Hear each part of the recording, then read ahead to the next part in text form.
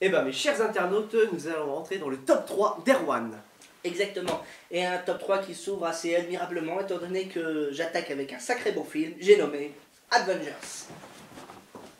Avengers, réalisé par Joss Whedon en 2012, avec Robert Downey Jr., Mark Ruffalo et Chris Evans.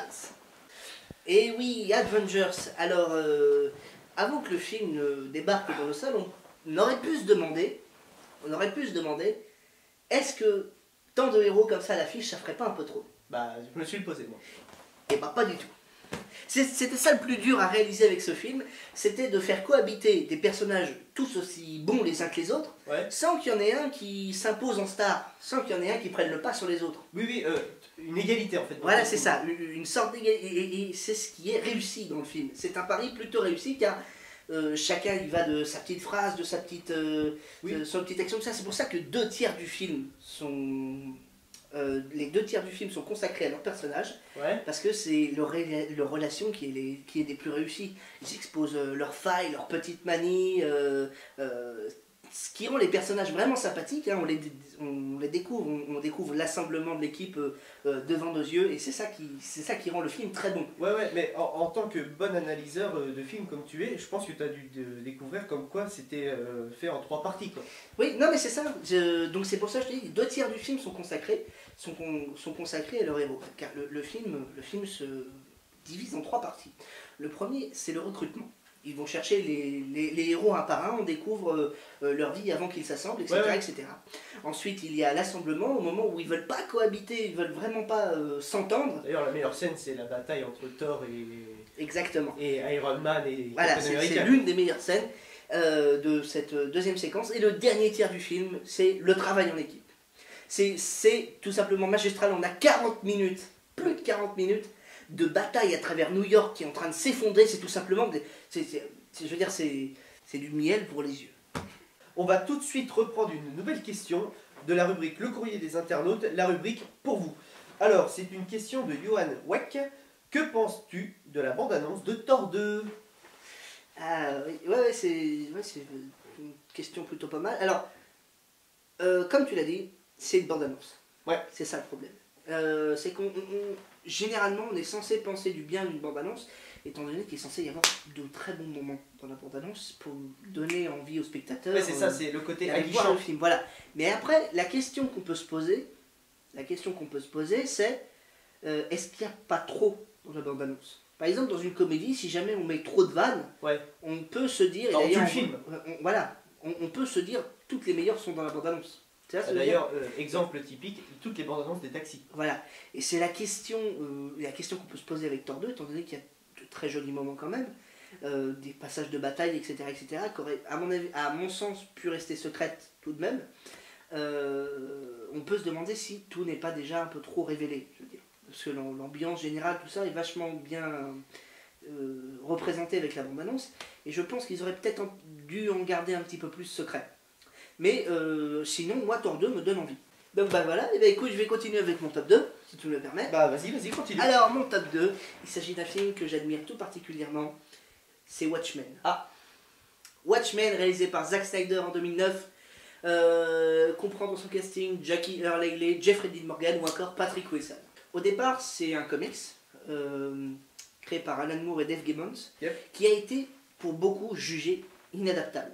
Oui. Et finalement, c'est Zack Snyder qui s'y est collé, alors on pouvait se demander ce qui allait se passer, et au final, il a vraiment bien fait. Voilà, Ouais. C'est une très très bonne surprise, ça a même donné, c'est l'une des meilleures adaptations de tous les temps. Hein, Ouais, on est je suis d'accord. d'accord.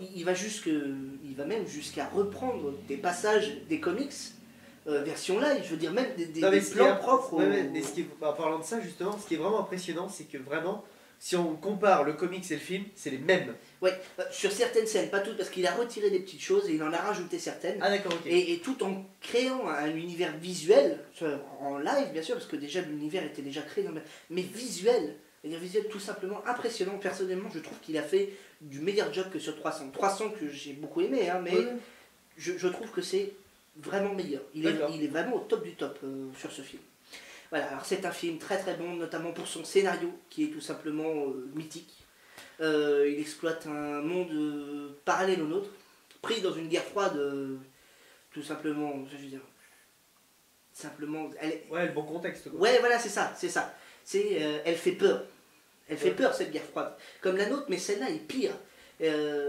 Parce qu'on a des super-héros, mais on ne sait pas s'ils vont être Capable de réussir. capables d'arrêter tout, voilà, c'est ça. Et au niveau des castings, qu'est-ce que t'en penses? Alors, au niveau du casting, alors, je veux dire, évidemment, le personnage le mieux interprété, j'ai envie de dire que c'est Rorschach. Ouais. Rorschach, c'est normal, amené par un Jackie Earl Haley qui est très peu connu. Il a fait l'adaptation, c'est lui qui a joué Freddy dans le nouveau film, Oui, c'est dans ça. le dernier film de D'accord. David Lynch. Et ce personnage est très très bon, et un Jeffrey Dean Morgan en comédien qui est tout simplement magique. Ta conclusion sur Watchmen? Magique. Alors, ma conclusion, tout simplement, que c'est un film qui mérite d'être vu. Ouais, Tout d'accord. simplement. Pour son histoire, son contexte, ses personnages, je veux dire, ce film propose une déconstruction du héros comme il a été rarement fait dans les films. Et il est tout simplement magique, notamment à travers l'histoire personnelle de ses protagonistes, surtout à travers le comédien qui est d'un cynisme magique. Eh ben, merci Erwan pour cette riche analyse sur Watchmen, c'est vraiment intéressant. J'ai une question d'un internaute. J'écoute. Johan Weck, encore une fois, trouves-tu dommage que, après le dernier Batman, que Nolan s'occupe encore du Superman? Est-ce que DC ne devrait pas se renouveler un peu, trouver un autre poumon? Alors, Johan, j'aime beaucoup tes questions, déjà. Et moi, je vais te dire ça en un mot, puis je vais argumenter un peu après. Non, personnellement. Après, s'il y en a un autre qui fait ses preuves à côté, pourquoi pas? Ouais, Je veux dire, d'accord. s'il fait aussi bien. Et je veux dire, à partir du moment où on a une équipe qui gagne, on la change pas. Je veux Oui. dire, Nolan a montré qu'il pouvait faire quelque chose de grandiose en s'occupant de Batman. Et il y a une chose à préciser, c'est que Nolan ne réalise pas cet épisode. C'est Zack Snyder, la personne dont j'ai parlé juste avant, qui s'occupe de la réalisation. Nolan n'en est que scénariste. Ouais. D'accord. Scénariste et producteur. Et producteur. Avec co-scénariste en plus. C'est-à-dire qu'on va sentir sa patte dans le scénario, c'est normal, et en même temps, ceux des Batman étaient tout simplement géniaux. Donc, je suis assez content qu'il s'occupe du film, qu'il soit là, qu'il fasse partie de l'équipe. Et je suis très content que ce soit Snyder qui s'occupe du visuel, qui s'occupe du film, de la réalisation du film. Parce que comme je l'ai dit juste avant, Watchmen était très très bon. J'espère qu'il va réitérer l'exploit avec Man of Steel, et pourquoi pas faire mieux. Oui. C'est l'une des meilleures idées qu'ils aient eues, c'est de mettre ces deux-là ensemble. Ouais. Personnellement, je trouve, voilà, c'est tout ce que j'avais à dire. Je trouve que c'est une très très bonne idée. Et tant qu'il n'y en a pas un qui a fait mieux, aussi bien, voire mieux que Nolan avec ses Batman, faut pas changer. D'accord, ok. Voilà. Bah, très bien. Merci de ta réponse. De rien. Et voilà, nous arrivons au numéro 1, le top of the pop, comme dirait Bertrand Chameroy. Oui, TPMP, j'aime bien, référence. Non, alors le top 1, bon, c'est une surprise pour personne, pour ceux qui me connaissent en tout cas. C'est bien évidemment De Dark Knight. la trilogie Dark Knight de Nolan. Mais comme il en fallait qu'un, j'ai préféré mettre dans cette liste le deuxième parce que je trouve que c'est le plus abouti. Mais ça, je vais en parler juste après. D'abord, je vais commencer par le premier. Le premier qui est tout simplement l'un des meilleurs démarrages D'accord. de trilogie dans l'histoire du cinéma, je trouve. Ok. C'est peut-être l'un des meilleurs premiers opus. L'un des meilleurs, je dis, parce que après, ça n'a rien à voir, mais au-dessus, il y a quand même Matrix. D'accord, ok. Le premier opus Mais bon, de là- Matrix, là- c'est tout simplement... On s'égare un peu. Voilà. Non, mais je préférais le dire parce que le premier opus est très bien. Parce que bon, c'est certes un truc qui a été vu 10 000 fois, le commencement des super-héros, etc., comment on est devenu ceci, comment on est devenu cela, mais Nolan a apporté une touche de réalisme à son personnage, qui est superbement interprété par Christian Bale en plus. Je veux dire, le personnage est très très bien, il est superbement ancré, et il est ancré dans une société, enfin je veux dire, c'est vachement réaliste, le film est vachement réaliste pour un personnage qui au final ne l'est pas du tout, enfin je veux dire... Exact. Tu verras pas se balader un homme en chauve-souris, C'est sûr. à c'est part sûr. au carnaval. Ou au Comic Con de Paris. Oui, au Comic Con. On y sera peut-être. Oui, c'est vrai. Et non, le premier opus est très très bien, en plus avec des méchants de ce nom, je veux dire. Un épouvantail qui est vachement bon, je veux Ouais, dire, ouais. et un Ra's al Ghul qui Ouais. est interprété par Liam Neeson au top de sa forme. C'est On est génial. d'accord. Voilà. Mais il reste en dessous du deuxième opus. Au-dessus du deuxième opus, parce que le deuxième opus, il est le 1 en 10 fois plus, j'ai envie de dire. Ouais, en mieux quoi. En mieux, c'est ça, c'est le 1 en 10 fois meilleur. Il est plus sombre, plus violent, il y a un méchant 10 fois meilleur. Je veux dire, autant dans le premier, il voulait certes raser la ville, mais pour pouvoir commencer quelque chose, pour pouvoir amener un nouvel ordre, autant dans le deuxième, on est face à un Joker, entre parenthèses, qui restera l'une des meilleures, Oui, on est d'accord. l'une des meilleures interprétations au cinéma, hein, de la part des Ledger qui nous a quittés, dommage. Le deuxième, donc plus sombre, plus violent, il est meilleur le deuxième, il est plus intéressant. Et je veux dire, et puis il a un scénario, mais je veux dire, une fois que tu as commencé un super-héros, c'est difficile de faire une suite. De commencer l'histoire d'un super-héros, c'est difficile de faire une suite à partir du moment où, je veux dire, où les débuts ont déjà été racontés. C'est difficile de construire une histoire. Autant là, le scénario est d'une fraîcheur, je veux dire, il est génial. Il y a un scénario qui, je veux dire, il y a des rebondissements toutes les 2 minutes. Hein, il nous tire en haleine du début à la fin avec des retournements de situation sans arrêt. Et puis le personnage, enfin je veux dire, Batman commence déjà à être poussé à bout à cause de ce Joker complètement malade. Et je dis commence parce que là où il est vraiment poussé à bout, c'est forcément dans le troisième, qui je placerai en deuxième position des meilleurs films de la trilogie, parce qu'il est quand même en dessous du deuxième opus, mais je trouve qu'il est au-dessus du premier. Parce qu'autant le premier commençait très très bien la saga, autant je trouve que le troisième offre une boucle pour terminer la trilogie parfaite. En gros, la boucle est bouclée. Mais c'est ça. Je trouve que le troisième est très très bien, alors que ce soit pour son méchant, son scénario, que ce soit pour le fait de voir, il y a quelque chose de sadique de dire ça, mais c'est vrai, le troisième est jouissif dans le fait qu'on voit le héros, Batman, battu, brisé, à bout de force, et on aime le voir comme ça parce qu'on sait qu'il va revenir sur ses pattes et on a hâte de le voir revenir comme ça. À moins de le voir échouer lamentablement, mais bon là forcément on aurait peut-être été un peu moins content du film. Et voilà, le troisième est très très bien parce qu'il clôt une saga qui avait très très bien commencé et je trouve, bon à part forcément, on en parle partout, certains petits problèmes au niveau du casting.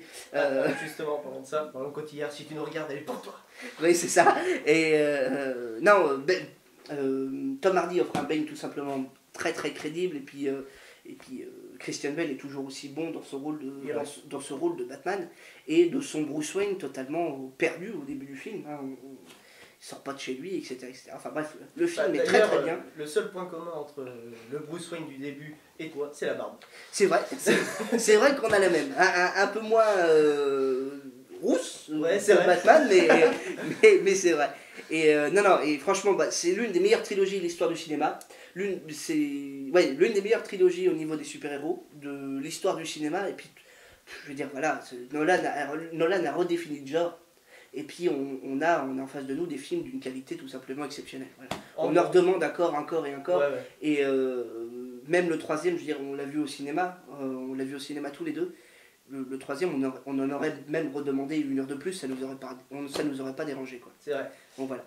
En gros, pour finir, voilà, si vous n'avez pas vu la trilogie de Nolan, vous avez loupé votre vie. Ouais, oui, en fait, oui, mais oui, c'est vrai. Oui, pas faux. Et c'est le moment de retrouver la rubrique Le courrier des internautes, le courrier pour vous. Donc j'ai une question de Marion Twix qui me demande est-ce que c'est Alfred ou Bruce Wayne qui fait le contrôle technique de la Batmobile? En fait, je vais la jouer sérieuse sur ce coup parce que j'ai lu quelques comics et en fait, si tu veux, Alfred s'occupe pas vraiment de la Batmobile. Si jamais il y a quelque chose à faire, une amélioration à apporter ou quelque chose à réparer, quoi que ce soit, je crois que j'ai jamais vu Alfred poser la main sur la Batmobile. Ouais. Je crois que c'est tout le temps Bruce je pense que c'est tout le temps Bruce qui pose sa main dessus. Quand il y a quelque chose à faire ou à réparer, voilà. Donc il fait le contrôle technique. En quelque sorte, oui. En même temps, je sais pas si tu le vois arriver avec sa Batmobile chez un garagiste. Bonjour, j'ai 2 pneus à changer. Si, seulement dans la pub. Oui, c'est vrai. Dans la pub. On fait le plus. C'est ça. Donc voilà quoi. Voilà. Moi, j'espère que j'ai répondu à ta question, Twix. À suivre. La 3e partie qui est juste en dessous, c'est les 3 plus mauvais films de super-héros. Franchement, on peut pas atteindre plus bas. Si tu veux, tu peux t'abonner à ma chaîne YouTube aussi. Ouais, j'ai oublié de le dire avant. Quel con.